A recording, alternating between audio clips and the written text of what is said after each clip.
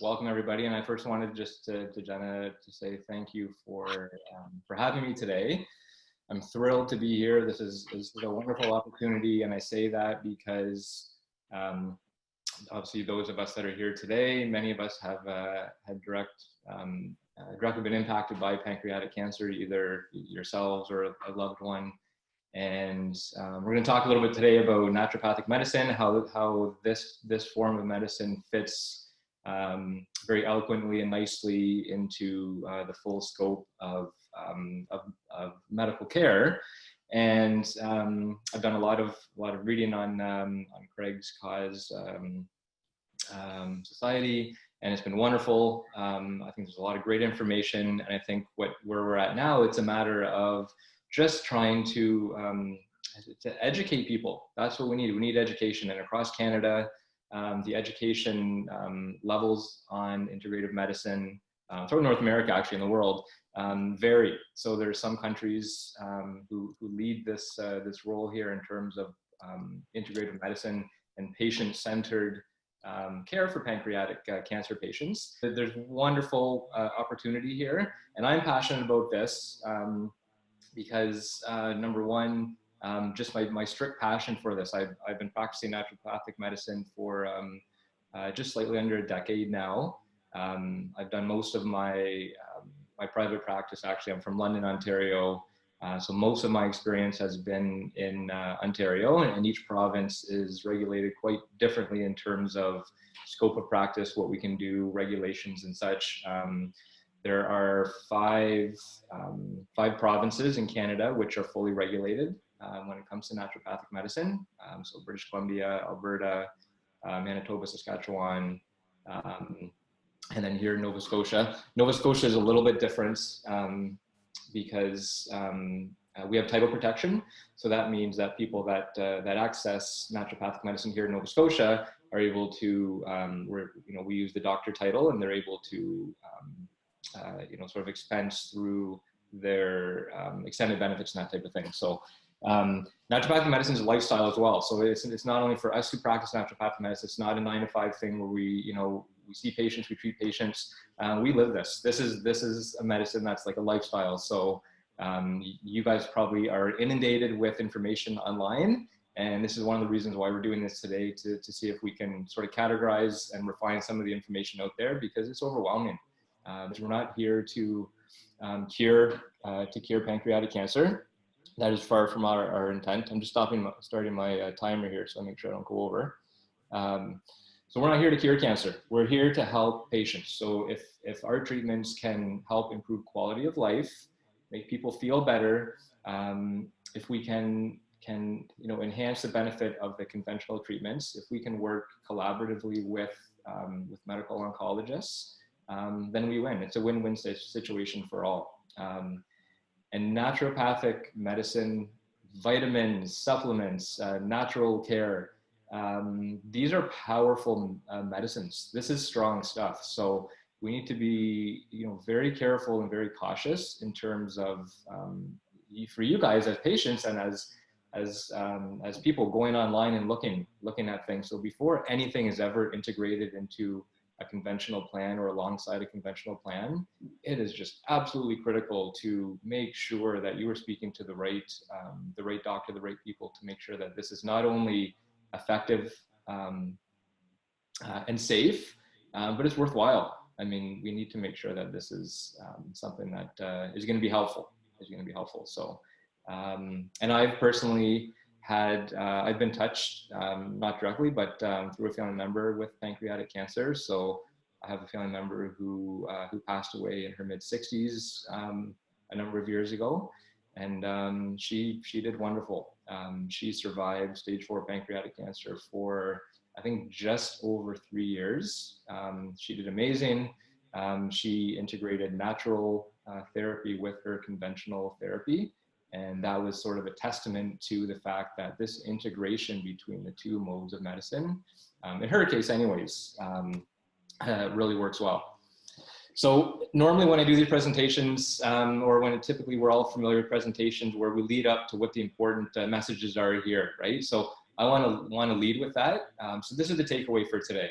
Naturopathic and integrative cancer care is highly regulated. I'm going to move this over a little. We are evidence-based, so we practice research, evidence-based medicine, and pancreatic cancer patients have options. So we are not looking to meet with a patient and say, okay, so you've begun conventional care for your cancer, whether it's chemotherapy, surgery, there's various therapies there. And we're not here to say, stop that, we have something better that we can offer. So we're not an alternative. So let's make that completely clear. We are an adjunctive system, medical system alongside conventional treatment. So your medical oncologist and your leading doctors, these are the people that are leading the role in your care and in your loved one's care. And we are here to support that. And caregivers, this is huge. Caregivers have options. So you guys are the ones that are behind the scenes, taking care of everybody all the time, doing the research, doing everything that caregivers do. And I can't speak for you, but I would imagine those people that I do speak with, they burn out, they're stressed, they get sick, they need help. So there are supportive options when it comes to naturopathic medicine.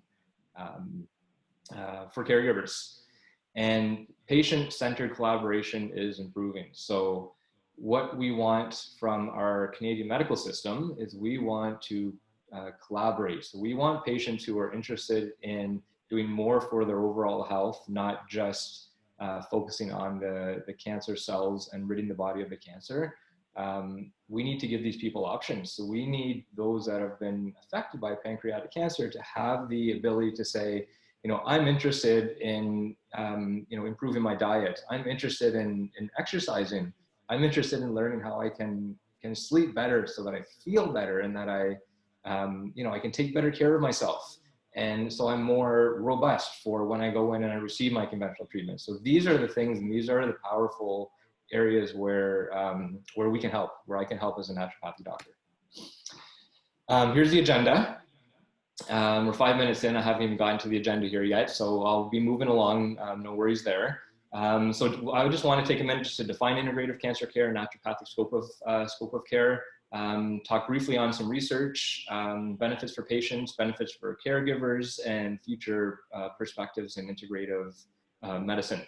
And there are things beyond what we're going to talk about today, but I want to sort of establish the fundamentals for everybody. Okay, so let's define this here.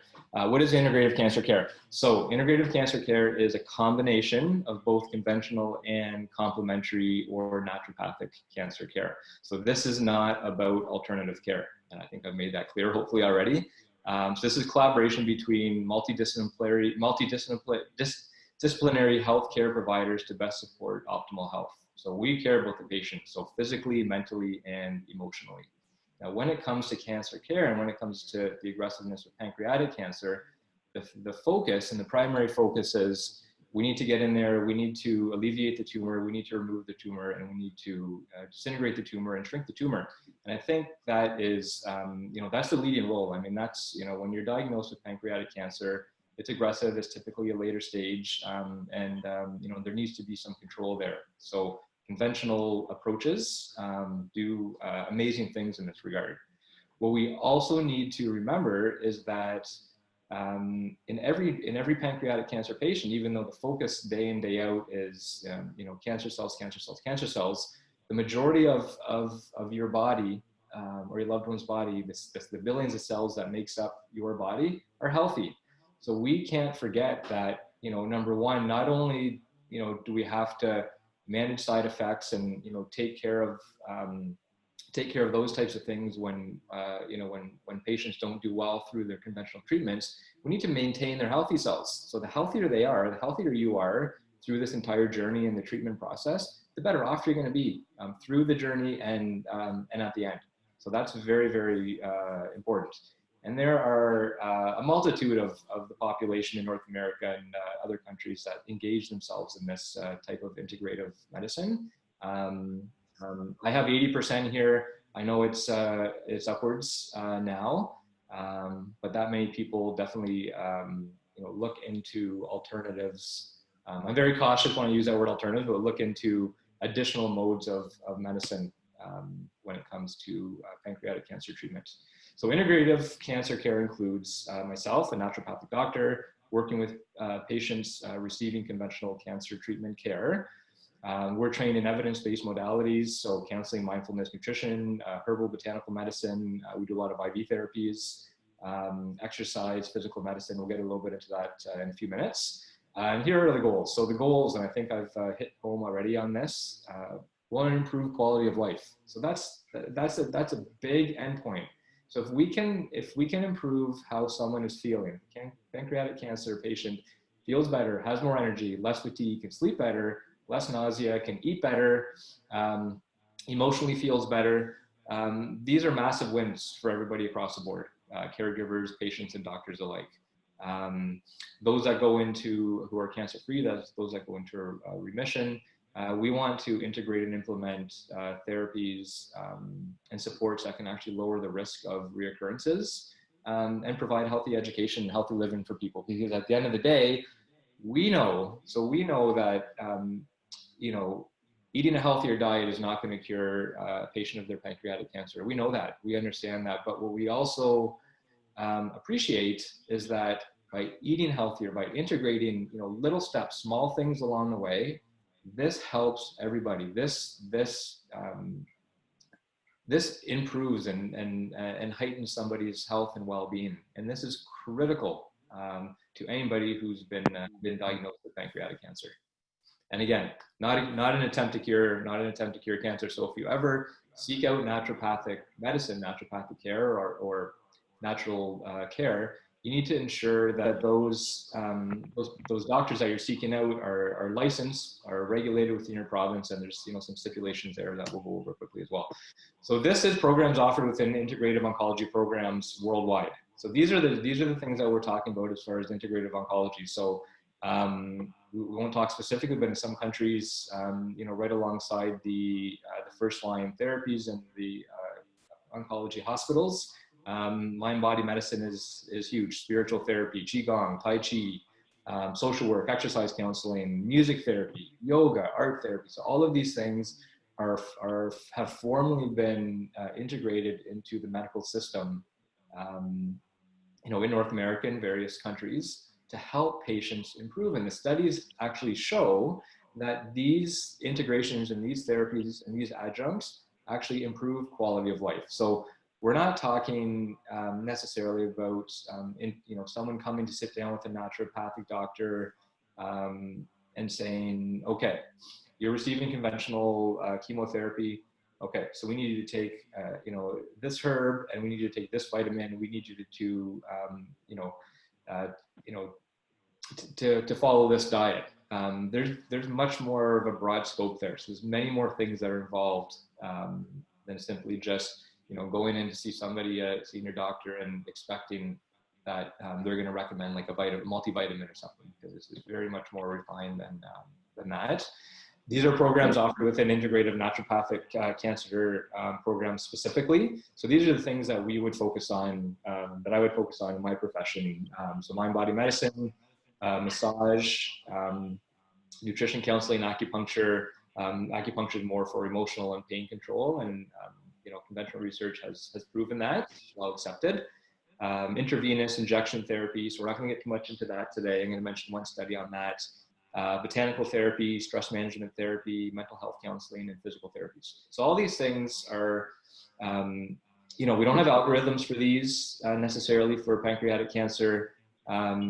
We do have specific roles for each of these in every case. However, we also understand that each patient that walks in the door is a patient. So you're a person, you're an individual, you have a name, you have a life history, you have a story, you have loved ones, and we need to treat that as such. So you're not a pancreatic cancer patient, you're a person who's living with pancreatic cancer, and we need to see what we can do to help improve your quality of life.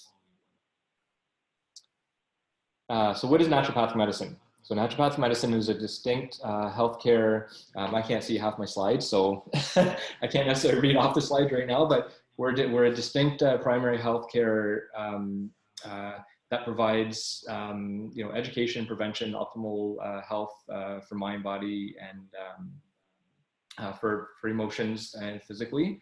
I said we practice evidence-informed medicine, and we complement conventional care of medicine. So any medical oncologist that I've dealt with over the past number of years when I was practicing in Ontario, overall the experience has been very positive. I mean, it's still there's still room for work and growth, obviously. But I've had wonderful experiences. I've had one specific medical oncologist where we referred back and forth to each other over the course of years, who, we were on the phone one day and he said, and he's been practicing medical oncology for decades. And he said, I can walk into my waiting room. I can see 25 cancer patients, maybe not pancreatic, maybe some, maybe not, sitting in my waiting room. And I can point out and I can tell you that this patient and this patient are two patients in this waiting room who are doing more than just relying on me for care. So they are getting up, they're taking care of their mind, their body, they're exercising, they're walking, they're changing their diet, they're doing things that can proactively enhance their overall health.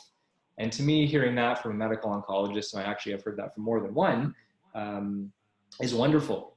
So we know the medicine works, we know it's safe, it's just a matter of acceptance, I think more understanding, more collaboration, more communication between this mode of medicine and what is called the conventional cancer mode of medicine.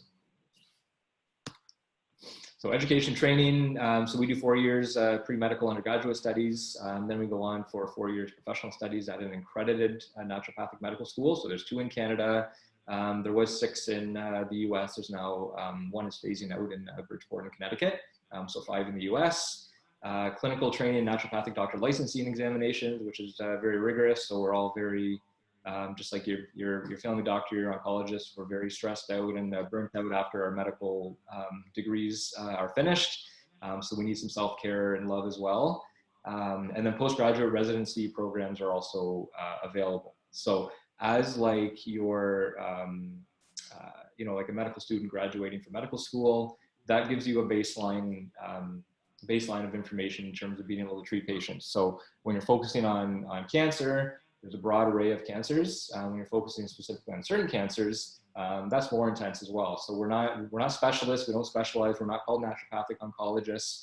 We're naturopathic doctors who have like special interest in training and expertise in certain areas of care. So mine is cancer care, and that's all my time. Outside of seeing patients in my private practice, outside of spending time with my family and living my life, I am engaged in upgrading my training and my information and knowledge and expertise on cancer care and integrative cancer care. So this is wonderful. I love this. I love this graphic. This was taken with approval from the OncAMP, which is the Oncology Association of Naturopathic Physicians, which is based out of Portland in the US. So this is the model. This is the model that we need to aspire for. So integrative oncology patients, and then we have medical oncologists, surgeon, radiation oncologists. So we have the conventional treatments targeted to eradicate the tumor. Next is naturopathic doctors. So that's the next layer. So we're here to support through natural therapies, and we're targeting to reduce side effects. So those that are dealing with side effects of chemotherapies or surgeries or radiations, we can help. We can help. The mandate here is whatever we do, whatever we offer, we need to be absolutely diligently, sure. And we need to double and triple check over that what we're doing is going to be not only safe and not only effective, but it's not going to interrupt in any way negatively the conventional medical treatment that patients are receiving from their doctors. So that's definitely a big part of it. And if there's any question about it, it's a no-go. So we help to reduce side effects. We help to optimize conventional care and conventional treatments. And then we help to optimize after the therapies are done. We align ourselves with follow-up visits, imaging, blood work to make sure that we can help reduce the prevention of recurrence or further growth or potentiation of a pancreatic cancer case. And then integrative oncology. So this really is kind of the holistic perspective here. So patients benefit from collaborative care among providers during treatment, follow-up and surveillance. So which is what I just touched on. So all work to improve quality of life. So there's various layers here, and there are various outcomes. So those people that come in and they say to me, I've been diagnosed with pancreatic cancer or a different cancer. These are the details about it. We dig into it, and they say there's absolutely no way I'm seeking conventional care. It's difficult for me to work with a patient case like that. So my information session with that person is we need to educate this person on the benefits, the risks and pros and cons and benefits and drawbacks of not receiving care. And we encourage people. I will work with people only if they are on board with receiving the conventional treatment, and then we can work alongside that. Okay, so let's talk quickly about some research here. So what is the level of evidence here? I'm just keeping mindful of the time. Research in integrative oncology research is substantial and ever growing. So largely studied by single intervention RCTs, so randomized controlled trials, which is a high level of evidence. NDs focus on the highest quality human data for clinical decision making. So there are hundreds of thousands of petri dish studies. Those are in vitro studies, studies on mice. There's a lot of sort of carryover or transition there in terms of what happens in those studies to humans. However, we don't want to rely on therapies that have been successful in mice or cell lines only. So our level of evidence is very high. We're a traditional medicine. So we've been around for hundreds of years. Our therapies have been around for thousands of years. The research is not 100% succinct and validated on some of our therapies and some of our medicines. Obvious reasons for that is because the funding that goes into these interests that goes into these therapies just is not there. So it's unfortunate, but we're working towards that. And we have multi-centered integrative cancer centers who are aligning with our profession to help us study and help improve the education and the research around care. So integrative oncology, the integration of it. So this paper here, systematic review, and a systematic review reviews all the research that's eloquently that's actually aligned with what the researchers are looking to determine. Institution of integrative oncology models throughout North America and England. So there's a handful. So this just speaks on what I mentioned before.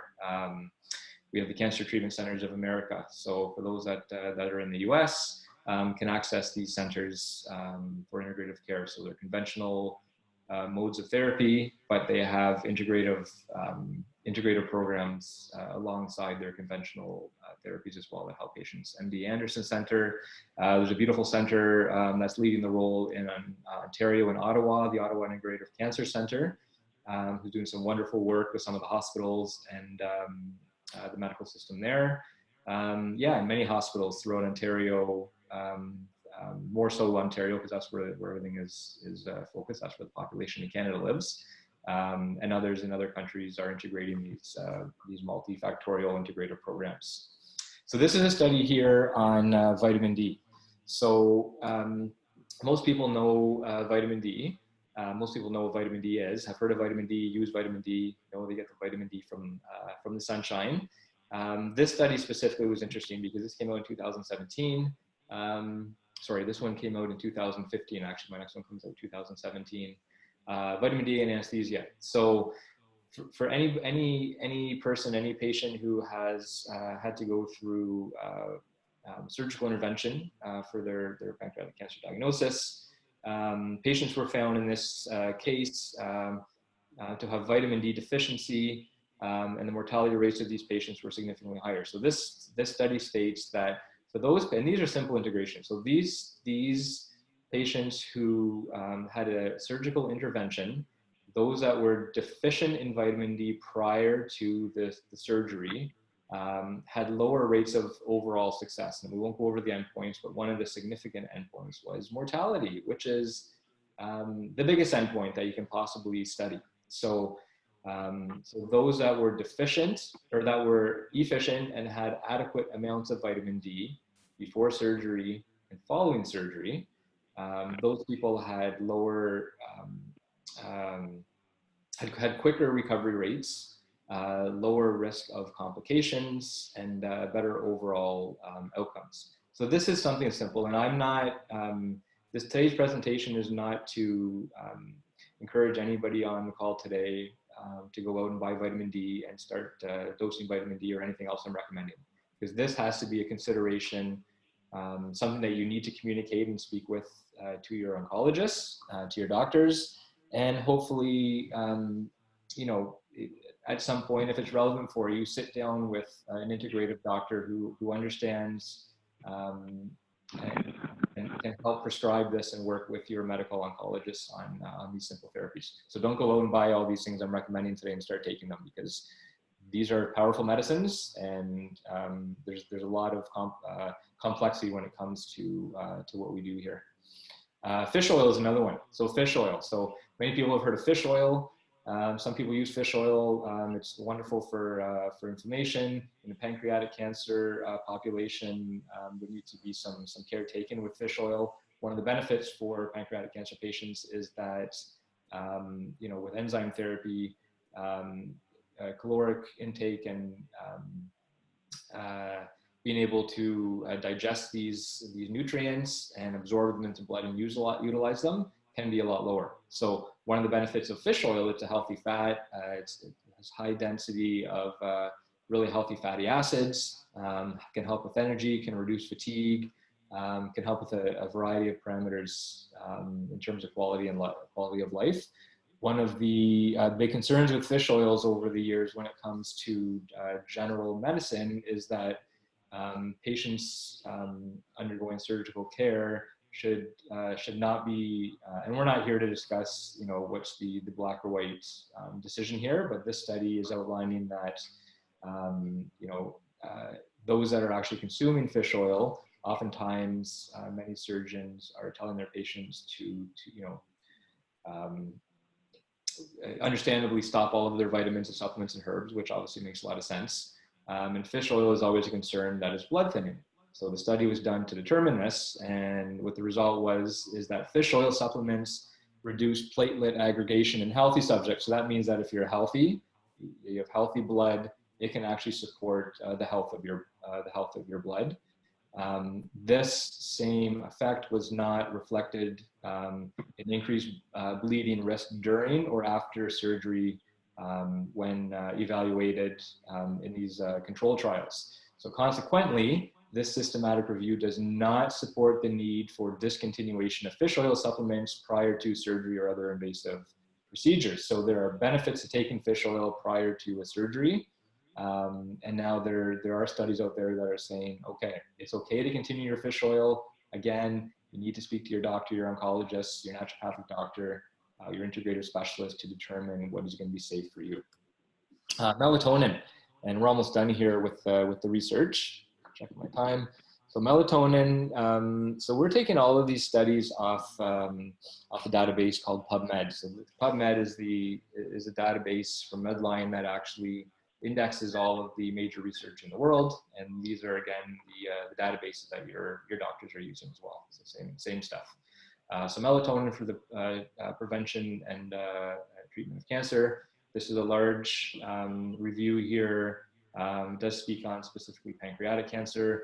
I do want to identify this particular study that I pulled up does not represent the full field of study on pancreatic cancer melatonin, because this one specifically is a mouse study, but I just wanted to bring up one study that does outline some benefit here. So the results show that the group that was treated with so specific drugs that are used in pancreatic cancer care, or the drug alone or melatonin alone, the tumors grew.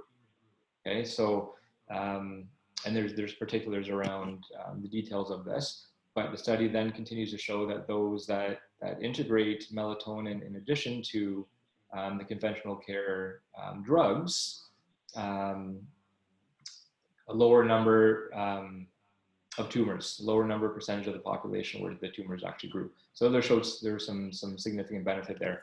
And I can't see, and I know you can't see the little diagram I have on here, but this just gives a quick little glimpse of the benefits of melatonin from a physiological biochemical perspective. So there are hundreds, thousands of studies actually now on the benefits of melatonin, not just for helping you sleep, if you have interrupted sleep issues. This goes beyond that. So there are direct, I want to be careful here, I don't want to say direct anti-cancer properties. However, we do know that in the physiological process of development and growth of pancreatic cancer, there are specific pathways that are targeted with these conventional drugs. And melatonin also has some very significant data showing that these same pathways can be positively impacted as well. Again, dosing is a major factor here. So don't go out and purchase melatonin without the advice of a medical professional. Okay, so I wanted to speak just on 1 minute on antioxidants. So I don't want us to begin any controversy here whatsoever. I do want to touch on this because I would say in 95% of my cancer patient population, I would say probably including 100% of my pancreatic cancer patient population, this always comes up. So there's always a discussion that, okay, patient comes in, I would like to take, I'm taking vitamin C, or I'm taking a multivitamin, or I'm taking something, so, I'm eating onions, or I'm eating garlic, or I'm eating blueberries, is this okay for me? So historically, the discussion has always been, when it comes to active chemotherapy, radiation therapy, these therapies, broadly, what they do is they create what's called oxidation, or reactive oxygen species in the patient. And that's one way, a mechanism in which these drugs will help to destroy cancer cells and tumors over time, which is wonderful, which is what we want. The discussion, the issue here is if you're introducing an antioxidant during your therapy, it's going to work in the opposite. So it's going to actually quench the reactive oxygen species, or the free radicals that are actually trying to destroy the tumor cells. So this is where things sort of go, kind of fall off the handle in terms of coming to an agreement on a therapy when it comes to integrative cancer care for a patient. So lots of discussion here. We're not going to get too much into it. However, antioxidants, this is a wonderful paper here. I've highlighted a few things there on the abstract, and that just outlines showing that antioxidants sort of work as a 2 steps forward, 1 step back type of thing. So antioxidants have mechanisms during active conventional chemotherapy wherein it can actually help drive these pancreatic tumor cells into what's called apoptosis, or self-destruction. It does interrupt to some degree the free radicals that are being created by the chemotherapy. However, the studies have shown that during cancer therapy, the overall net effect is very positive. Again, this is a very hot, controversial topic in cancer care. So we're far from an agreement here in terms of what the research is showing. However, the research is coming out showing that the safety profile is proving to be neutral at worst.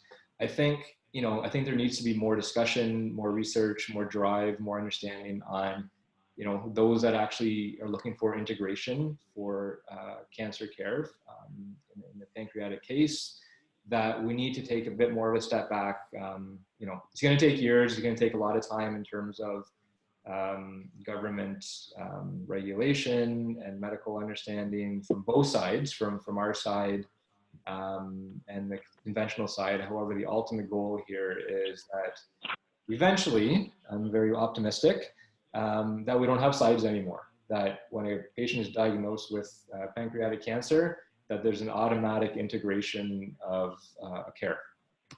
I just want to jump in and mention, for anybody who's interested in this particular topic, if you were around with us last session, it was about clinical trials. And there are currently a number of clinical trials going on with antioxidants in pancreatic cancer in the US.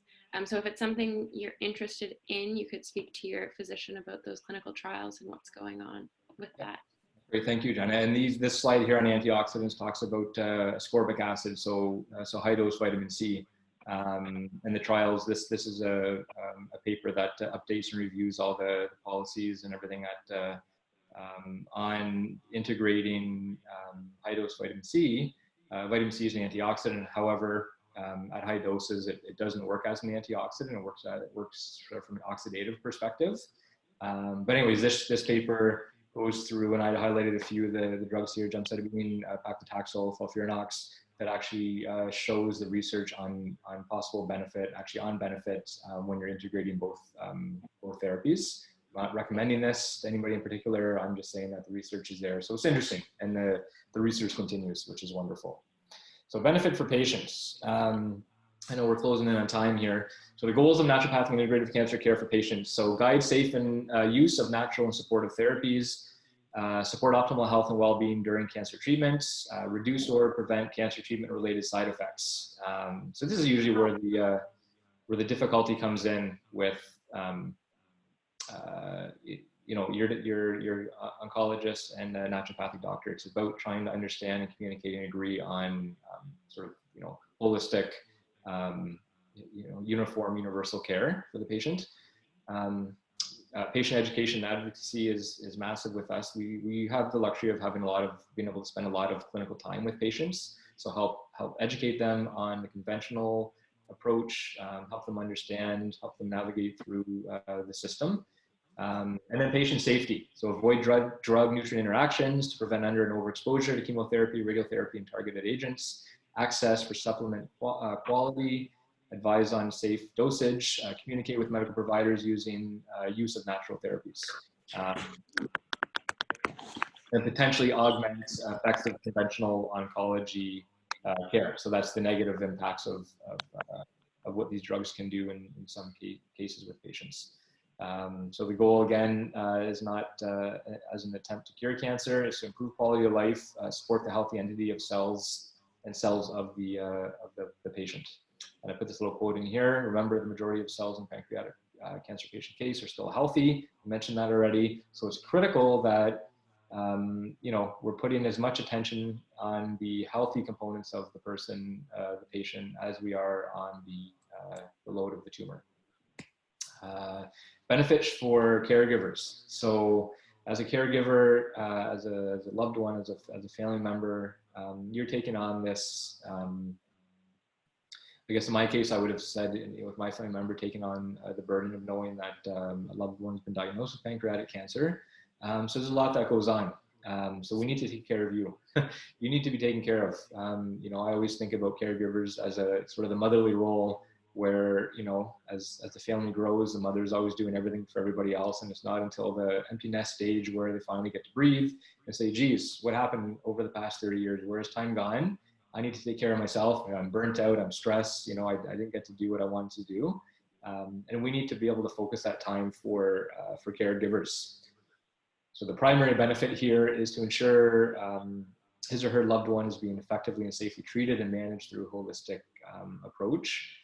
So you need to make sure that in your journey to help your loved one through this, that you're actually being able to access, feel good and access all the information and treatments and education that you can to help your loved one, and to help take the responsibility off the caregiver. So as a naturopathic doctor, I'm here to help the caregivers. So I'm here to sit down with, patient comes in, his or her significant other is beside them, and I'm here to say, listen, I can help you. I can do the research for you. Don't worry about going on Google and trying to figure out what the right thing or the wrong thing is, or what the information has said or hasn't said, or, that's my job. So I do the research. I make sure what you're going to be doing or what your loved one's doing is safe. I provide supportive options, guidance, and direction.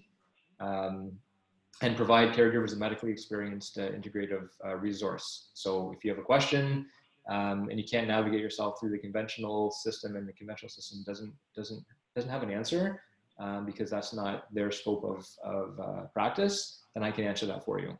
But also, physiological health, mental, and emotional support is massive for caregivers. So this is quickly to finish off here, the adaptogenic stress support system here. So when someone is stressed, cortisol levels rise, stress hormones rise. That should all in life be short term. So, if someone jumps out from, behind a closed door and they jump out to scare you, the adrenaline rises, the cortisol level rises, right? You get the butterflies in the stomach, the fight or flight. That should just only last literally minutes, and then it should go away. Now, with our North American lifestyle, stress is chronic. So we know there's a lot of talk on chronic fatigue, adrenal stress, adrenal fatigue, which is now accepted in Merck as a diagnosis. So this chart here shows you, when the difference between arousal and performance. So there's an optimal arousal period physiologically where you will perform perfectly. So anything less than that or more than that, things drop off. So you can't do exactly what you need to do or want to do for your loved one who's going through treatment for their cancer. So there's got to be a balance. So this is a horrible picture that I pulled off on the bottom there. It's pixelated, but it does give a very nice description of a lot of people that come into my practice and in our profession that are just burnt out because they're trying to do everything they can for their loved ones. So my analogy and example here is a boat resting on water, very calm, and then you have a raceboat or motorboat fly by you, and then the waves start to move. Okay, so this is calmness and then an event of stress. With the diagnosis, the stress is long term. So even when the stress is gone, so even when we as individuals, as caregivers, feel, or as patients, feel calm, feel centered, feel okay, I'm okay. Physiologically, the body is still doing this. So months after the stress is gone, it still takes the body time to settle. So the waves still take time to kind of settle. So even though the stress may be gone, which in most cases it's always present in a diagnosis in a situation like this, the body continually tries to absorb and understand and adapt to the chronic stresses of these types of situations. So we need to figure out how can we kind of keep that physiological system calm. I use a lot of adaptogenic herbal medicines. There's a lot of research behind that. So the image on the left is ashwagandha. So physiological modulation versus stimulation, burnout. So those who are very burnt out, like we're a coffee indulgent nation. That stimulates you, that keeps you going, that arouses you, that pushes the system. What we want to do is we don't want to push the system. We don't want to keep pushing you. You're burnt out, you're tired, you're exhausted. We don't want to say go, go, go, go, go, keep going. We want to calm you down, let you restore your reserves, and let you rebuild up what is necessary for you and for your loved ones, so that you can both work together through this time. And we have a little diagram on the bottom here: the adrenals, the immune system, stress, sleep, metabolism, emotion, digestion, bowels, everything. So these all work in tandem. So if you're stressed in any sense of the way, or the word or the definition, that automatically means that your immune system is suppressed. Because when you're stressed, the last thing your body cares about is the immune system, right? The last thing your body cares about is reproductive system. When you're stressed, your body only cares about the fight or flight. What's happening now? What can I do to get out of the situation? What can I do to handle this? So we have to make sure that your body is at ease. And this is a list here of adaptogenic herbal medicines. This is a paper, a randomized double-blind placebo-controlled study on ashwagandha. So just showing the benefit that ashwagandha has on the nervous system, the adrenal system, and stress overall. And you don't always need herbs that are going to necessarily restore or help you push through this. some of these herbs like lemon balm, passion flower, hawthorn, reishi, chaga, these are herbs that actually help to, in conventional medicine, we would call them sedatives. In herbal naturopathic medicine, we call them calmatives. So they help to neurologically restore the system and restore the physiology of the person so they can sleep, eat, feel good, help their loved one, and live a balanced life. And the last slide here, I think, our second last slide, are the cornerstones of health. So in addition to what I just mentioned in terms of caregiver support, our medicine works a lot with diet. So not necessarily, flipping your dietary life upside down, saying don't eat this, don't eat that, don't eat that. We say, here's where you're at. Okay, how do you feel about introducing this food? How do you feel about introducing this? How do you feel about this meal, this preparation? So it's about realistic, relevant therapeutic ways to help support patients and caregivers, like lifestyle. So how busy are you? What type of things are you juggling? How can we help you mitigate the stresses and live more of a balanced life? Sleep. Without sleep, everything falls apart. That's a very unscientific, unmedical statement. However, if you're not sleeping well, if your loved one's not sleeping well, health starts to dwindle. And then activity. So those are the 4 cornerstones of health. So it's not necessarily high intensity exercise. It's about, okay, I feel tired today, I'm fatigued, I'm recovering from my last treatment. Yeah, I can stand up, I can walk the room, or I can get outside for 2 minutes or 3 minutes, walk in my backyard, walk down the sidewalk, whatever level of activity is scientifically beneficial from a physiological perspective in a multitude of ways, physically and mentally, emotionally. And these are just a future perspective. So these are the things that we need to do to represent this very nice image here on collaboration. So public demand. So as more patients are looking to, we need more government policy. So this is all provincial and obviously, state-based if you're in the States. More medical professional collaboration. This is all easier said than done, but there's a lot of work being done now in this realm behind the scenes at trying to get more of an understanding on this type of medical model. Research funding, I talked about that a little bit already. Cultural shift, so alternative to integrative. So this is not about alternative medicine. We're not an alternative medicine. Integrative cancer care is not an alternative medicine. This is a patient-centered, focused medical model. So we want people to feel better, live longer, do better with their treatments, and have better experiences overall with the medical system. And education. So this is all stuff that we're all tirelessly working away at, and it's just being able to come to an understanding. There's a lot of resistance. Let's just put it that way. Nova Scotia, each province is different. Nova Scotia, we're not where we need to be. Ontario, there's been a lot of great work. Other provinces, there's been a lot of great work. There's been forward movement and backwards movement. States, there's a lot of stuff going on right now. But overall, I think we have a forward movement, and any change when it comes to medicine or life or health comes with resistance. So the more resistance we have, the more we understand that, okay, this is what needs to be done in order to create, and evolve that change in that medical model to a better place for patients. Okay, so that's it for my presentation. There's always so much to talk about, always so much to say, and this is just cuts the initial edge of what this integrative system is all about. But I'll stop now, and then obviously I'll let Jenna take over and go from here. Jeremy, I was just going to ask, do you have any kind of recommendations in how people would navigate kind of disagreements between their GP or oncologist versus their integrative, like how you could encourage that kind of discussion in between practitioners and that kind of thing? Yeah, definitely. And thanks, Gina, for that. So you're bringing up a lot of good information here to touch on.